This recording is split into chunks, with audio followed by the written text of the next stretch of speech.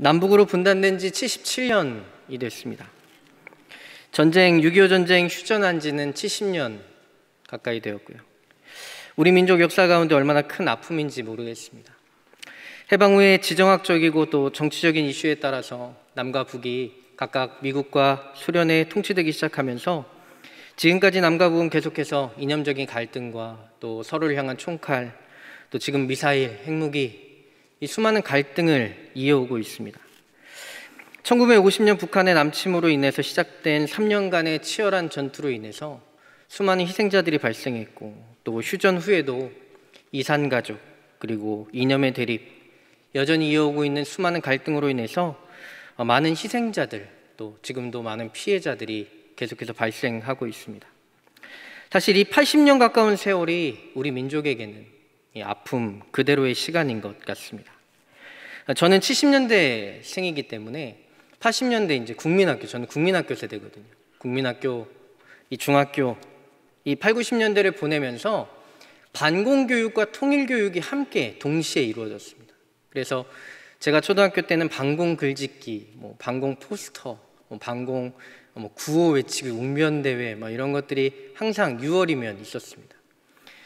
그런 북한에 대한 반공교육과 동시에 우리는 한민족이다, 한혈통이다, 그래서 우리의 소원은 통일, 이것이 음악 교과서에 실려서 항상 이 6월이면 이 반공교육과 함께 우리의 소원은 통일을 불렀던 그런 기억이 납니다. 그러나 2000년대를 넘었으면서 남북 화해 무드가 몇 차례 지나왔지만 여전히 발견되는 이 남북의 차이 속에서, 이 세계관의 차이 속에서 한민족 또 통일에 대한 관심사는 많이 사라지게 되었습니다. 이제는 통일보다는 두 나라 체제가 그대로 유지된 채 서로 평화를 유지하는 정도의 수준으로 계속해서 두 나라가 존재했으면 좋겠다라고 하는 응답, 설문조사의 비율이 가장 높게 나타납니다. 사실 이것은 시대의 흐름이기도 합니다. 북한은 지난 70년간 여전히 과거와 다름없는 정치, 경제, 사회, 문화적인 체제와 시스템을 그대로 유지하고 있지만 남한은 서구의 20세기 자유주의 철학, 이 사상의 영향을 받아서 더욱더 개인주의화되는 사고를 갖고 있기 때문에 그렇습니다.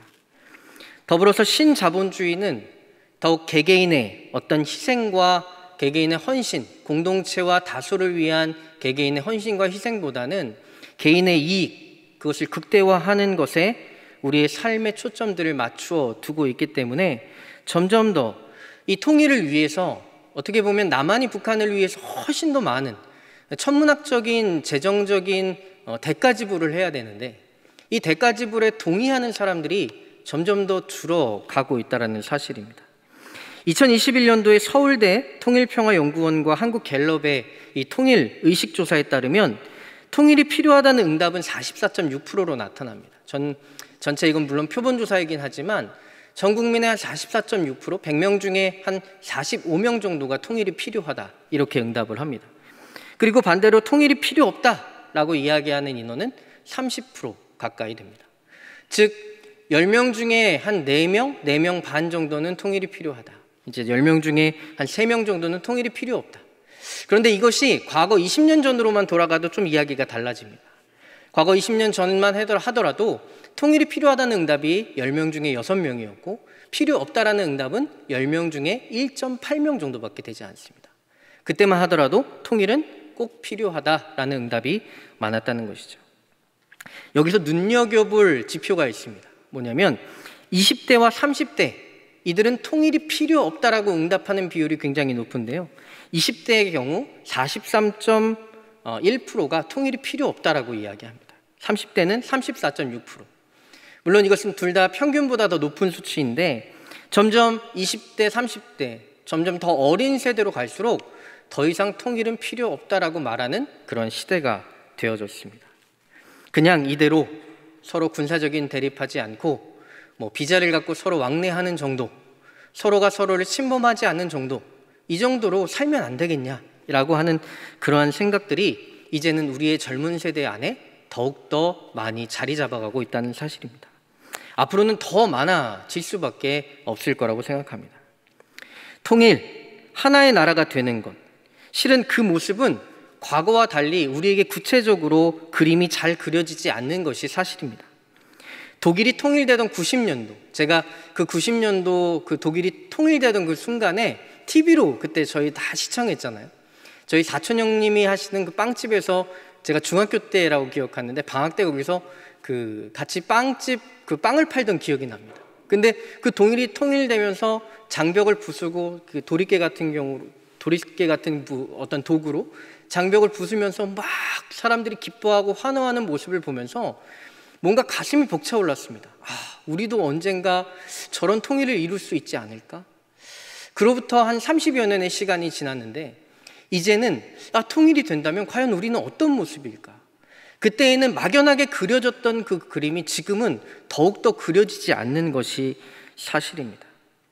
왜냐하면 계속되는 남북 화해 무드 속에도 여전히 북한에 이해되지 않는 상식 밖의 행동들과 그 판단들, 결정들을 우리가 보기 때문에 저들과 함께 통일을 이루어 가다가도 어느 순간 어떻게 돌변할지 모르고 어느 순간 어떻게 다른 결정들을 할지 모른다라고 하는 생각이 우리의 머릿속에 통일은 과연 어떤 모습일까? 이것이 도무지 그려지지 않는 모습인 것 같습니다.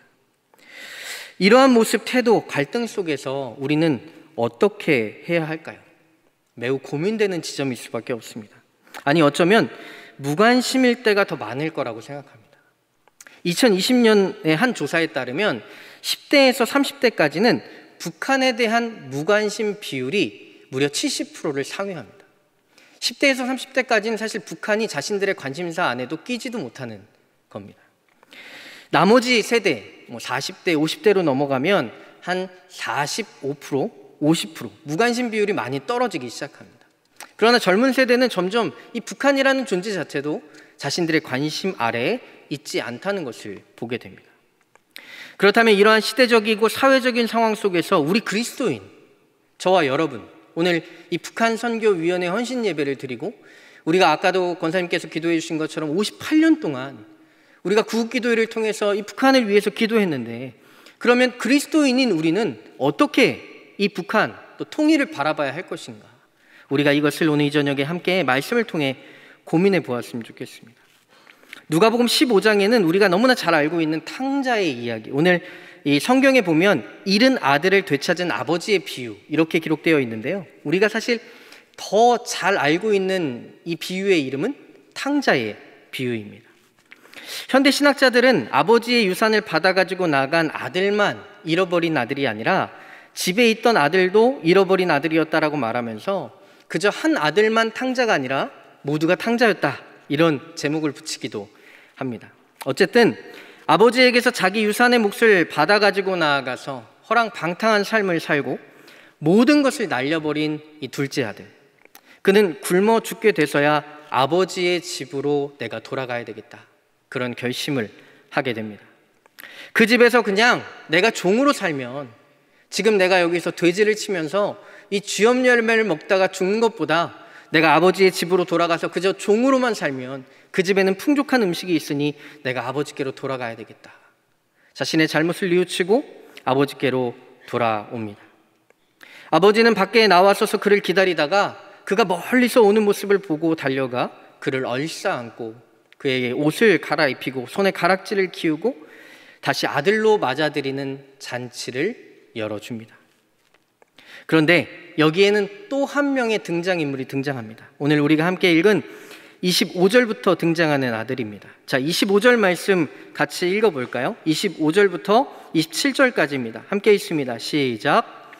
맏아들은 밭에 있다가 돌아와 집에 가까이 왔을 때에 풍악과 춤추는 소리를 듣고 한 종을 불러 이 무슨 일인가 물은데 대답하되 당신의 동생이 돌아왔음에 당신의 아버지가 건강한 그를 다시 맞아들이게 됨으로 인하여 살진 송아지를 잡았나이다 하니. 아들은 하루 일과를 마치고 집으로 돌아왔습니다. 그런데 집 가까이 오자 이상한 소리가 들리기 시작합니다. 잔치. 자신의 집에서는 들려야 될 소리가 아닌데 자신은 한 번도 이런 잔치를 들어보거나 본 적이 없는데 집에서 잔치가 일어난 겁니다. 그런데 그 잔치는 누구를 위한 잔치냐? 바로 집을 나간 둘째 아들이 돌아왔다 하여 그를 위해서 잔치를 열어준 것입니다. 그랬더니 28절에 그가 이렇게 표현합니다. 그가 노하여 들어가고자 하지 아니하거늘. 이 첫째 아들은 마음에 분노가 올라왔습니다. 그동안은 잊어버린 아들, 아니 그냥 무관심해 두었던, 그래 지목 가지고 나갔으니 뭐 죽든지 살든지 지가 알아서 살겠지, 뭐 알아서 살아라, 이렇게 생각했던 둘째가 돌아오면서 그동안 자신의 무의식에 쌓아두었던 깊은 쓴뿌리와 감정들이 올라오기 시작합니다. 아니 왜 돌아와? 아버지 거 가지고 나갔으면 왜 돌아와? 그냥 거기서 죽든지 말든지 지가 알아서 살아야지. 나는 걔한테 계속해서 무관심을 두고 싶은데 얘가 살아 돌아온 겁니다. 여러분, 이 장면에서 첫째와 둘째의 감정들이 참 묘하게 얽히는 것을 볼 수 있습니다. 이 누가복음 15장을 가지고 성경 공부를 하다 보면요, 첫째의 관점과 둘째의 관점이 달라요. 제가 청년들하고 이 누가복음 15장을 가지고 성경 공부를 한 적이 있는데요, 첫째는 첫째에게 감정이입을 합니다. 이 둘째들 지네 마음대로 다 해놓고 사고치고 결국 내가 혼나는 이러한 처지의 첫째들은 이 누가복음 15장을 보면서 막 분노해요. 화를 냅니다. 아니 나하고 너무 동병상련 아니야? 이러면서 막 화를 냅니다. 둘째는 또 둘째 나름대로 아니 좀 받아주면 안 돼? 뭐 살아서 돌아온 게 얼마나 기쁜데, 내가 돌아왔는데 그 정도 좀 따뜻하게 한마디 못해? 라고 하는 둘째의 감정을 실어서 이 누가복음 15장을 읽곤 합니다. 이 성경은 문학적인 요소들이 있습니다. 그래서 특별히 예수님의 비유 이야기를 들어보면 이것은 굉장히 문학적인 요소가 있거든요. 그래서 이 문학적인 요소들 안에서 이 성경을 읽다 보면 자신 안에 내면, 자신 안에 이러한 감정이 있었는지도 모른 채 살아왔던 그런 감정들이 이 말씀을 읽다가 올라오게 됩니다. 그러면 그 과정을 통해서 하나님이 무엇을 하시냐면 우리를 만져주시는 것이에요. 아, 너 안에 이런 감정이 있었다. 너가 이런 감정을 통해서 네가 그동안 이렇게 살아왔다. 그러니 네가 나의 앞에서, 하나님의 그 진리 앞에서, 말씀 앞에서 네가 회복되기를 원한다. 그렇게 우리의 감정을 만지시는 거예요. 그래서 여러분들이 말씀을 읽다가 올라오는 수많은 감정들이 있다면 그 감정들은 참 좋은 것들입니다. 왜냐하면 하나님이 우리 가운데 보여주시는 감정이거든요. 오늘 이 이야기 속에 등장하는 첫째도 마치 그렇습니다. 화를 냅니다. 그 마음속에 분노가 가득합니다. 저는 굉장히 건강한 표현이라고 생각합니다. 이 둘째가 왔을 때 자신 안에 그동안 아버지한테 표현하지 않았던 감정들, 이 둘째를 향했던 미움들, 이 모든 것들이 올라오기 시작합니다. 그래서 그 마음속에서 아버지를 향해서 막 화를 내기 시작하죠. 아버지가 나와서 그를 들어오도록 그의 손을 붙잡고 끄는데 아버지한테 이렇게 이야기합니다. 우리 29절 말씀 같이 읽어볼까요? 29절 30절입니다. 함께 있습니다. 시작. 내가 여러 해 아버지를 섬겨 명을 어김이 없거늘 내게는 염소 새끼라도 주어 나와 내 벗으로 즐기게 하신 일이 없더니 아버지의 살림을 청년들과 함께 삼켜버린 이 아들이 돌아오매 이를 위하여 살찐 송아지를 잡으셨나이까. 여러분, 굉장히 정직하지 않습니까? 여러분, 그 마음속에 온갖 쌓였던 걸 이제 엄마 아빠한테 쏟아붓기 시작하는 겁니다. 여러분, 사실 굉장히 건강한 겁니다. 여러분, 자녀들을 키우다 보면 이 사춘기 시절이라든지 어떤 시점에 그동안 엄마 아빠한테 한마디도 대들지 않았던 그 아이가 엄마 아빠한테 날선 목소리를 가지고 막 쏟아붓는 그런 경험들을 하셨을 거라고 생각합니다. 그런데 이 반응은 굉장히 건강한 반응입니다. 왜냐하면 그 마음에 그 자신이 가지고 있었던 내면 안에 있었던 깊은 뿌리와 상처들을 엄마 아빠에게 쏟아내면서 그 치유하는 과정을 겪어내는 것이기 때문입니다. 어쩌면 이 아들도 이 과정을 통해서 아버지께로 돌아오고 있는 것인지 모르겠습니다. 아들은 이렇게 표현합니다. 아버지 나를 위해서는, 내 친구를 위해서는 염소 새끼 한 마리도 잡아주시지 않았는데 저 창녀들과 모든 가산을 팔아먹은 저 자식을 위해서는, 죄송합니다, 저 XX를 위해서는 살찐 송아지까지 잡아주시는 게 이게 말이 됩니까? 여러분, 이 분노에 대해서 어떻게 생각하세요? 동의가 되십니까? 여러분, 첫째들은 격하게 동의하실 거예요. 특별히 첫째라면. 여러분, 이 첫째 아들에게는 지금 어떤 마음이 있을까요? 제가 이 말씀을 가만히 묵상하면서 저는 이 첫째에게 공감했던 부분 중에 하나가 무엇이냐면 아버지가 이 첫째에게 이렇게 설득하거든요.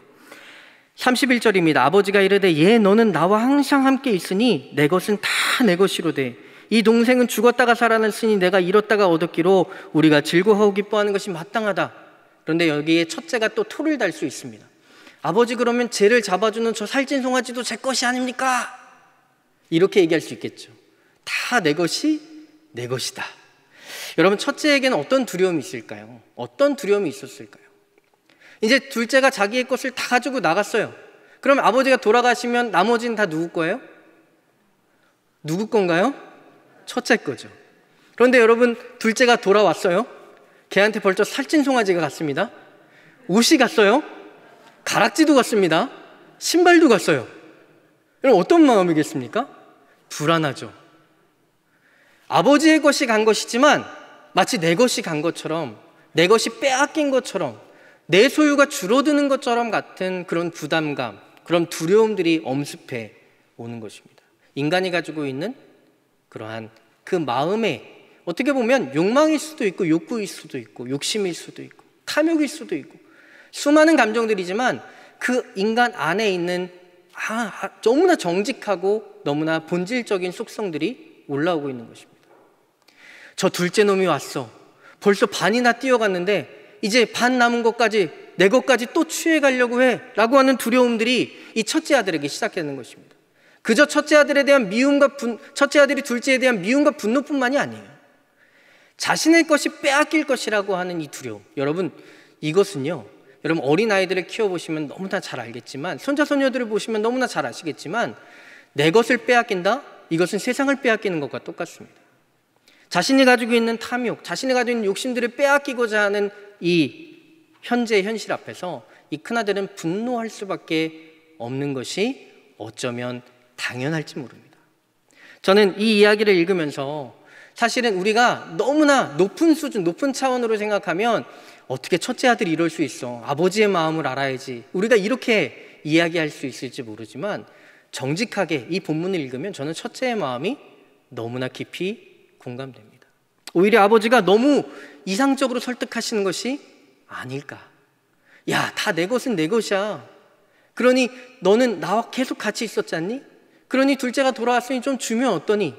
이런 이야기조차 첫째에게는 너무나 힘들고 고통스러운 이야기가 될 수 있을 거라는 사실입니다. 그런데 여러분, 여기서 한 가지 우리가 분명하게 기억해야 할 것이 있습니다. 그것은 무엇이냐면 바로 아버지라고 하는 존재, 그 아버지라고 하는 존재의 그 마음은 아들로서는 도저히 이해할 수 없다는 것이에요.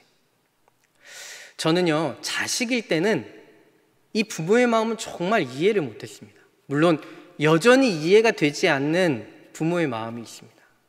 그러나 자녀를 낳고 나서 아주 조금씩 이해되어지는 부모의 마음이 있습니다. 부모의 마음을 자식은 절대 이해할 수 없을지도 모르겠습니다. 어떤 것은 설득하고 이해시켜도 자식으로서는 도저히 용납할 수 없는 그런 마음이 있을지 모르겠어요. 여러분, 우리가 하나님께서 이 누가복음 15장의 비유를 통해서 우리에게 하시고자 하는 그 마음은 무엇일까요? 첫째가 이런 분노와 잘못된 마음을 품은 것에 대해서 하나님 지적하시고 경책하시고 화를 내시고 너 그러면 안 돼! 이렇게 말씀하시는 것일까요? 아닙니다. 너의 그 마음 내가 다 이해한다. 그러나 내 마음을 너는 다 모를 수도 있다는 것을 너는 기억해야 해. 이렇게 우리에게 말씀하시는 것이에요. 우리가 하나님의 마음, 특별히 이 구원에 대한, 하나님께서 저와 여러분들을 구원하신 이 구원에 대한 그 마음은 우리의 감정과 우리의 생각과 우리의 판단으로서는 하나님의 그 마음과 하나님의 뜻과 하나님의 계획을 우리는 도저히 이해할 수 없다는 것입니다. 그것이 바로 하나님의 사랑입니다. 사랑하는 여러분, 첫째 입장에서 둘째 입장에서 각각 서로가 서로를 옹호하기도 하고 이해가 되지만 완벽하게 이해할 수 없는 하나의 정서가 있는데 그것은 무엇이냐면 바로 아버지의 마음이라는 것이에요. 하나님의 마음, 구원하시는 그 사랑. 우리는 하나님의 사랑을 이해한다라고 말하지만 실제로는 하나님의 사랑을 이해할 수 없습니다. 아니, 이해하지 못하는 것이에요. 하나님께서는 우리 가운데 분명히 여기서 한 가지를 말씀하십니다. 구원은 우리가 누군가를 향한 하나님의 그 구원을 이야기할 때는 우리가 그것을 완벽하게 설명해낼 수 없는 것이 맞습니다.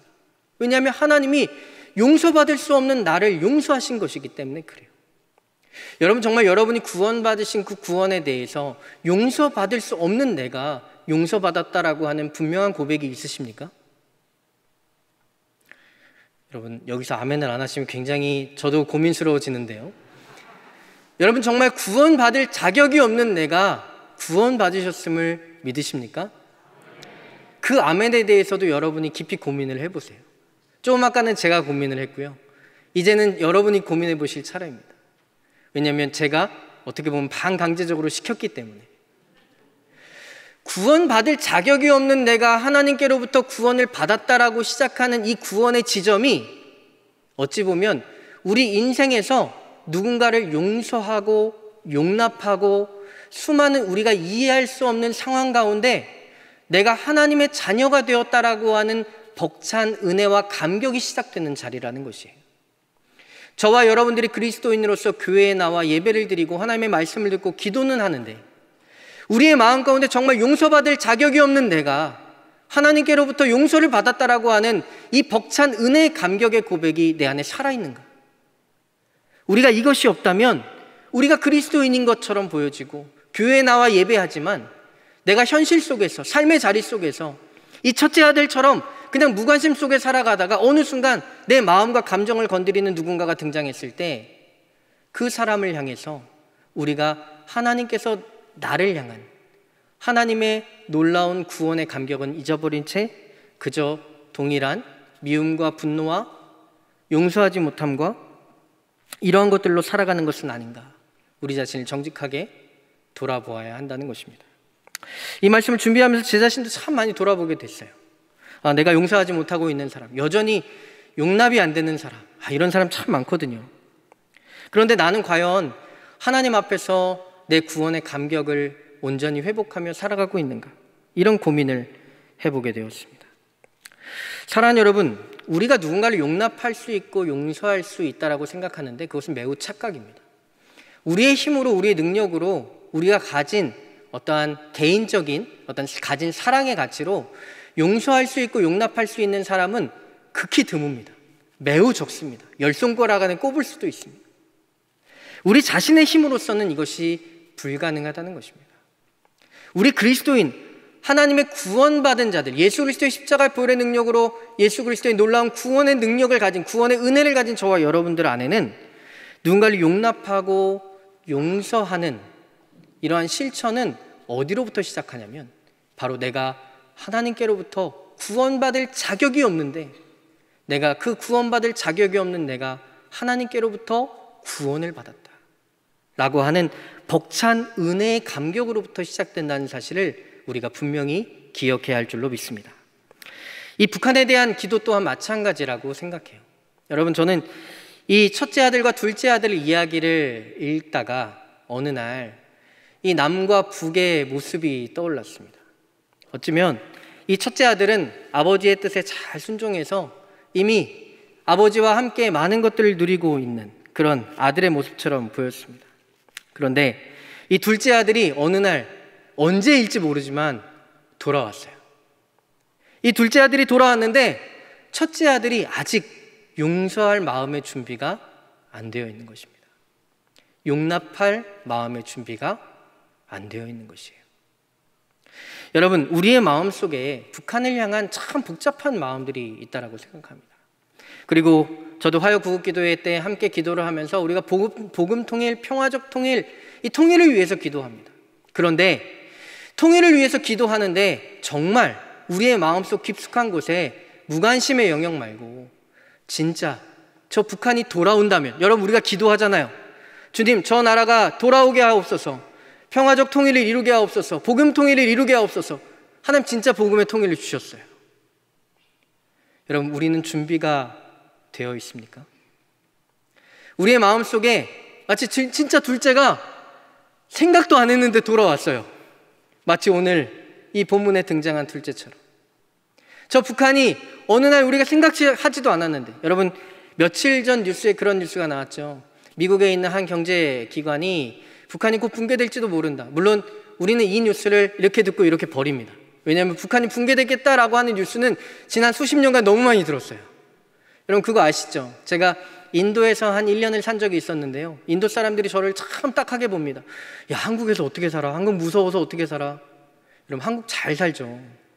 밖에서는 한국이 굉장히 무서운 나라라고 생각합니다. 가면 전쟁 날 거 하고 언제 터질지 모르고. 그러나 한국 들어와 보면 아무 문제 없는 것 같고. 여러분 북한에 도발이 있었지만 수많은 일들 속에서 우리 안에 북한이 붕괴될 것이다, 북한이 무너질 것이다, 여러분 이런 이야기를 들었을 때 우리의 마음은 과연 준비되어 있습니까?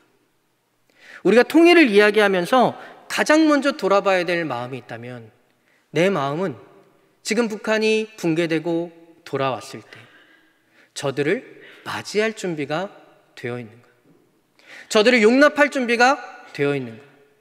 우리가 다른 사상, 다른 체제, 다른 사회, 다른 언어, 다른 문화, 수많은 가치적인 충돌이 분명히 이 통일을 통해 일어나게 될 것입니다.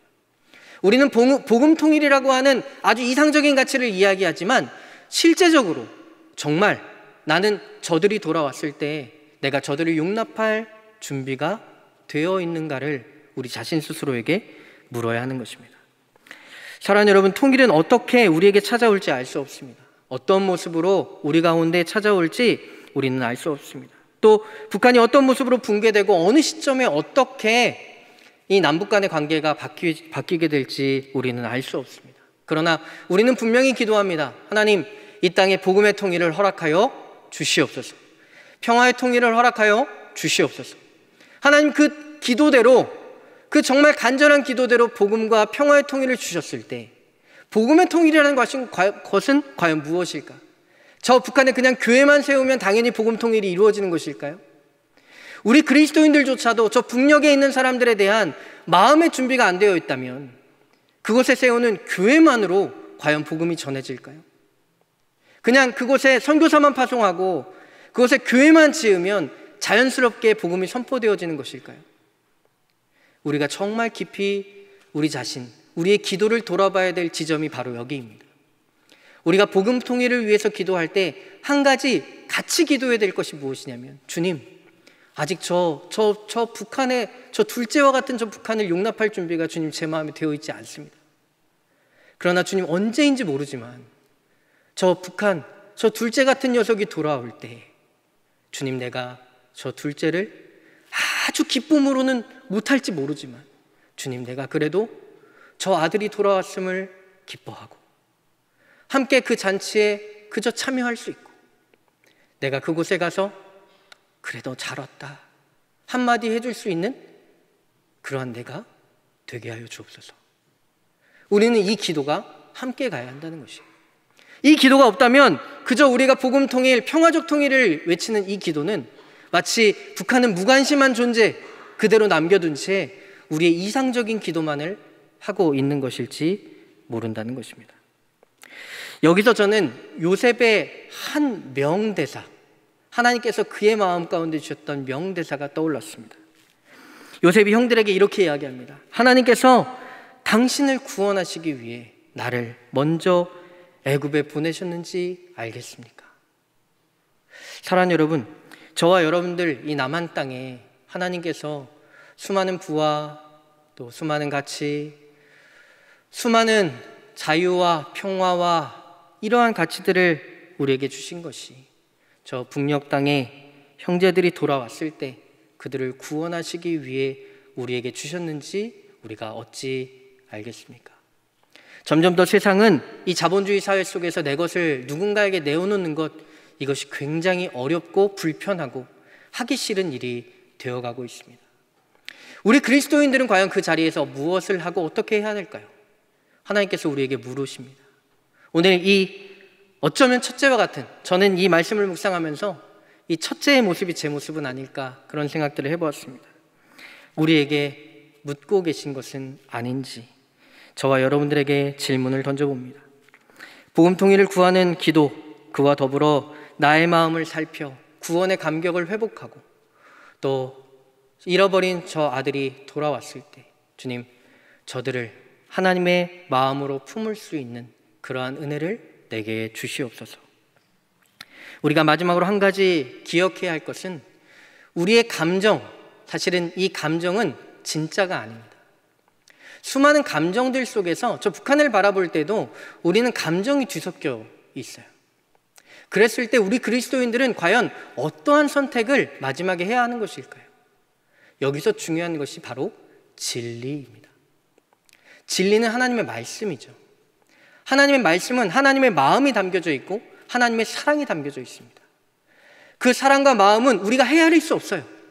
그러나 그 감정으로서는 우리가 다 용납할 수 없을지 모릅니다. 여러분 이런 거 있잖아요. 하나님 우리 가운데 말씀하세요. 머리로는 이해돼요. 근데 가슴까지 내려오지 못해서 순종하지 못할 때가 참으로 많지 않습니까? 저는 그렇거든요.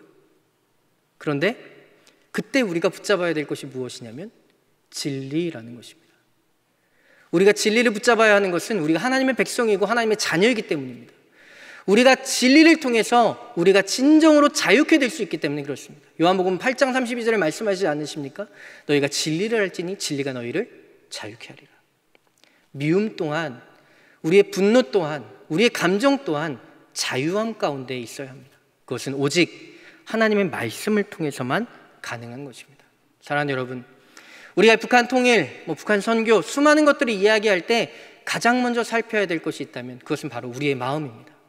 나는 과연 저 북한이 돌아올 때 그들을 맞이할 준비가 되어 있는가? 우리가 하나님 앞에 기도하며 저 북한의 복음 통일, 평화 통일을 위해 기도할 때 이것을 함께 기도할 수 있는 저와 여러분들의 삶이 되시기를 주님의 이름으로 축복합니다. 함께 기도하겠습니다. 사랑과 은혜 하나님 감사합니다. 우리를 구원하시고 구원받을 자격조차 없는 우리를 구원하셔서 하나님의 자녀 삼아주심을 감사합니다. 저 북한, 정말 우리의 마음과 감정 가운데 미움과 아픔과 분노와 수많은 감정들이 얽혀있는 저 둘째 아들과 같은 저들, 하나님, 우리가 저들을 판단하고 미워하는 것을 넘어 하나님의 그 다함 없는 사랑, 포기하지 않는 그 사랑, 하나님의 진리를 통해 우리의 마음과 생각, 정말 하나님의 사랑으로 온전히 힘입어 저들이 돌아왔을 때 저들을 맞이할 수 있는 준비를 할 수 있는 우리 사랑하는 모든 종교 가족들 될 수 있도록 주의 성령님 함께하여 주시옵소서. 인도하실 주님을 기대하며 예수 그리스도의 이름으로 기도드렸습니다. 아멘.